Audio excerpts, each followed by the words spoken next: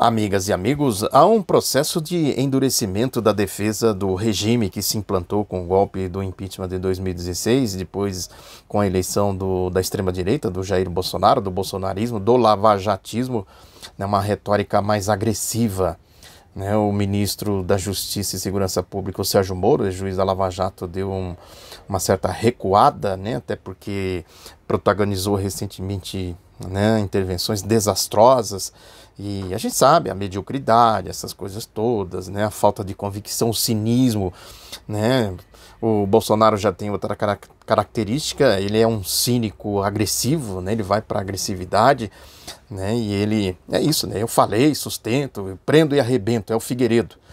Né, então, aí ele falou agora há pouco da questão aí da ação popular, né, fazendo ameaças ao presidente da OAB, o Felipe Santa Cruz, como ele fez também ameaças aí ao Glenn Greenwald, lá do The Intercept, que está revelando as sujeiras, a lama da Lava Jato, né, ameaçando de prisão, essas coisas todas, né, um comportamento típico de regime de 64. Ele falou do pai do Felipe Santa Cruz, que era militante da Ação Popular, né, segundo ele, uma organização sanguinária e tal, e fez ameaças. Se ele quiser, eu conto a história e tal, né, como ele foi assassinado, como ele desapareceu, né? Conta a versão deles, lógico, a velha questão que eu sempre digo aqui, eles simplesmente se utilizam de uma verborragia agressiva para fugir da essência, do mérito, essas coisas todas, né? Sobre a AP, eu quero mostrar aqui os livros que eu escrevi. Primeiro, a biografia do Carlos Nicolau Danielli, né, que ele não foi da AP, mas ele participou do processo da incorporação da ação popular, né, ao Partido Comunista do Brasil, ao PCdoB. Escrevi também esta autobiografia do Vital Nolasco, que foi um militante, né, da Ação Popular, foi preso no DOI-CODE, só não morreu, né, porque foi socorrido pelo Dom Paulo Evaristo Arnes, a Igreja Católica Progressista. E mais recentemente escrevi a biografia do Aurélio Peres, que também foi da AP. Quem quiser saber como agia, né, o terrorismo de Estado nessa época, o Aurélio Peres escapou lá do DOI-CODE, depois foi deputado federal, né? Quem quiser saber como funciona a lógica do Bolsonaro, do Sérgio Moro, dos regimes, né, fascistas e tudo mais, é só ler essas biografias, que aqui está tudo documentado, detalhado, né? Essa aqui, sobretudo, que eu fui a fundo na pesquisa, porque o Aurélio Peres, né, passou muito perto da morte nas mãos, né, da turma aí que defende que o Jair Bolsonaro defende, né? Isso por tabela, o Sérgio Moro, a Operação Lava Jato e tudo mais, né? E agora também é importante a gente atentar para um processo, essa turma que eu chamo aí de rataria pretoriana midiática, tem uma banda podre, apodrecida, corrupta, Alexandre Garcia, né? Esse rato branco aí do sistema Jovem Pan, né? O Augusto Nunes, José Neumann e Pinto, né, o esgoto mais nauseabundo, antagonistas, né, que está trabalhando freneticamente para fazer as acusações que o Bolsonaro tem feito aí nas suas declarações. Né, essa história, ele falou também, o Bolsonaro falou agora há pouco, né, da questão das novas ameaças ao Glenn Greenwald do The Intercept, dizendo que é um crime, que o sigilo da fonte baseado em crime, né, tem que ser apurado e tal, né, como se eles, né, não se valessem desse recurso, a própria Operação Lava Jato, né, que usou e abusou, né, desse recurso dos vazamentos com finalidades golpistas, corruptas e etc, etc. Agora, eles usam esse recurso, é o recurso do regime de 64, dos latrocidas de 64, é o recurso dos regimes do Hitler, do Mussolini, é um recurso de quem não tem argumento, vai para as ameaças, para a verborragia, é o que faz Deltan Dallagnol, Carlos Fernando Santos Lima, Sérgio Moro, né, cada um com as suas características, mas, né, o Bolsonaro simplesmente replica tudo isso. Agora, eles não respondem questões elementares, né? Essa questão do COAF, por exemplo. Eles usaram o COAF aí, à torta à direita, para fazer politicagens, para fazer todo tipo, ele, Marcelo Bretas, etc. Né, o Moro desesperado querendo o COAF para fazer as suas politicagens. Agora eles tinham o COAF na mão, desculpem aí, O tempo está seco aqui, me desculpem. Agora, por que eles não apuraram o Caixa 2, evasão de divisas, as denúncias que surgiram no curso das delações da indústria da delação premiada? Eles tinham COAF. Até então eles usavam e abusavam do COAF. Eles querem COAF para quê? Vejam, eles não levantam, né, questões elementares, fundamentais, não respondem, né, contradições que são básicas, que estão aí e tudo mais. Né? Ou seja, a Lava Jato, na verdade, ela é, de certa forma, uma sequência dos comandos de caças aos comunistas que existiam na época do regime militar. Agora, comando de caças aos comunistas não deixa de ser, nós estamos vendo aí os ataques ao Flávio Dino, governador do PCdoB do Maranhão, a Manuela Dávila, né? E ao petismo, o lulopetismo, é uma versão, né, atualizada do CCC, dos fascínoras, né? Era a SS do Hitler, né, e os camisas pretas lá do Mussolini, etc. Aquelas coisas todas que a gente conhece, né? O Estado policial, né, os bandos do DOI-CODE no regime militar de 64, o delegado Fleury, o Ustra, que é o ídolo do Jair Bolsonaro, e etc, etc.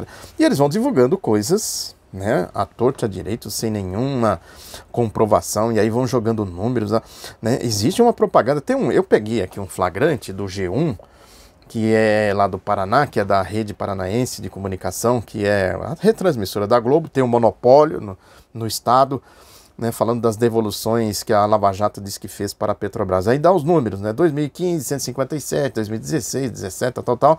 O total chega a 3 bilhões, alguma coisa assim. Agora, como é que eles dão o título? Olha aqui, estou lendo, literalmente, devolução para a Petrobras, segundo a Lava Jato. Cadê o jornalismo nisso? Segundo a Lava Jato, eles jogam os números, esse dinheiro saiu de onde mesmo? Né? Aí dizem que teve acordo, as empresas foram lá, não, eu quero devolver aqui, não sei o que. É aquela história, né? Se há corrupção de verdade, com esses números eles encobrem a corrupção. Se o sujeito roubou, digamos, 100 milhões de reais, chega lá, eu quero devolver 10. E eles ficam se vangloriando disso. Né? Se é que roubou mesmo, às vezes nem roubou, né? Isso acaba caindo aí na coação, né? Nas ameaças, da delação, indústria da delação premiada, que eles querem é Lula, essas coisas todas, né? O Deltan Dallagnol falando, né, que a atuação coordenada das instituições do Estado é essencial para o combate à corrupção, né, nos acordos de colaboração e leniência, o trabalho conjunto dá mais segurança jurídica. Olha, é uma verborragia, né? Não responde contradições elementares. Por que o G1 não perguntou, segundo a Lava Jato? Sim, mas quem devolveu, com quais recursos, esse dinheiro saiu do país, é Caixa 2, é evasão de divisas, de onde que é? Então, é a mesma história lá do acordo lá nos Estados Unidos, né?